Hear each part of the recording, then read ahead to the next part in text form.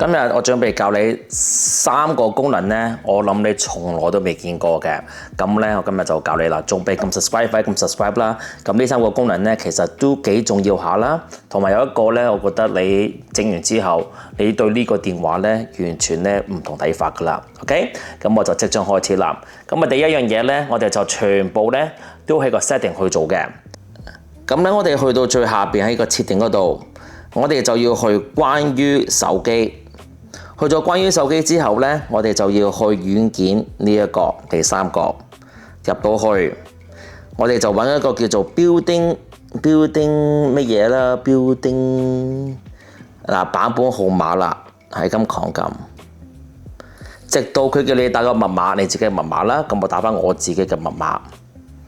咁呢度之後，我哋出返去呢，你會見到一個叫做英文就叫做 developer option 呢，就出現咗啦。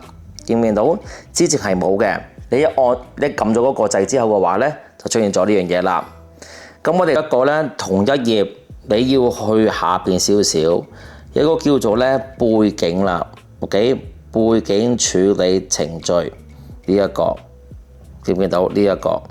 咁呢一個呢係咩意思呢？就係話如果譬如話我用緊呢一個 Apps 嘅，呢就之後出翻去，或者好似 WhatsApp 咁樣嘅。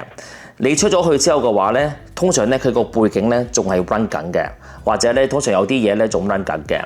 我而家呢，通常嚟講呢，三星呢係會無限嘅。總之你有5個 app， 你唔係刪咗佢，仍然都 run 緊嘅話呢，佢5個 app 都 run 緊嘅。而家呢個呢係限住佢3個4個 app， 唔超過4個 app 啦。總之3個 app 到啦 ，OK， 最多3個 app 喺個背景呢係咁 run。咁變咗咧，你個電話咧就會慳電好多啦。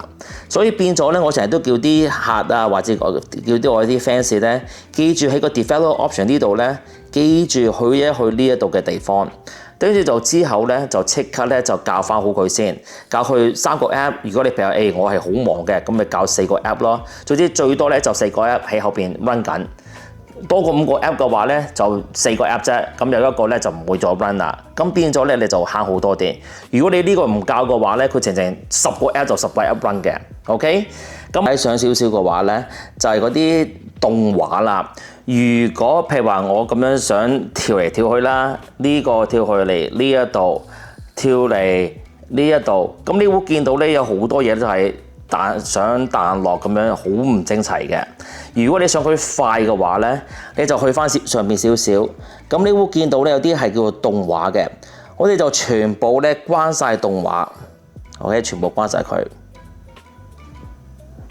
OK， 呢啲唔使啦，嗱呢啲全部關晒佢，總之有3個呢，你要關晒佢去到 0 嘅，咁變咗呢，而家你出去嘅話呢，見唔到快好多嘅。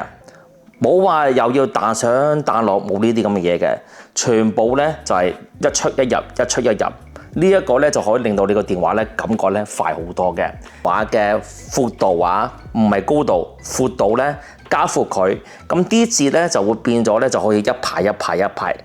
咁咧我哋咧點樣去做咧？我哋就要揾一個地方。咁咧你就要揾呢一個咧就係最小闊度，見唔見到？最小闊度。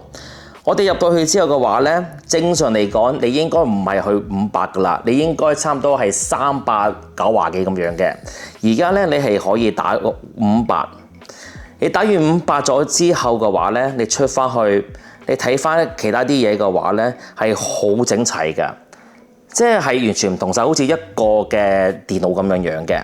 咁因為咧，我哋咧係整闊咗嗰個螢幕啦，就變咗咧好多嘢咧就整整齊齊啦。咁我自己就中意用呢一個方式嘅，所以變咗咧，你記住去呢個設定裏邊咧，如果你想闊啲嘅話咧，你去到500；如果你想窄翻少少嘅話咧，你可以去到411都得。OK， 411。咁咧你咁確定咧，其實都 OK 嘅。但係啲字打翻少少，但係如果你唔介意嗰啲字細嘅話咧，就最好咧500係最好嘅選擇嘅。OK， 咁咧嗰啲嘅闊度嗰啲字咧就比較好啲、整齊啲嘅。咁希望呢3個 app 咧，呢3個功能咧幫到你啦，撳 subscribe 啦，撳鐘仔啦，希望下一集再見到你，拜拜。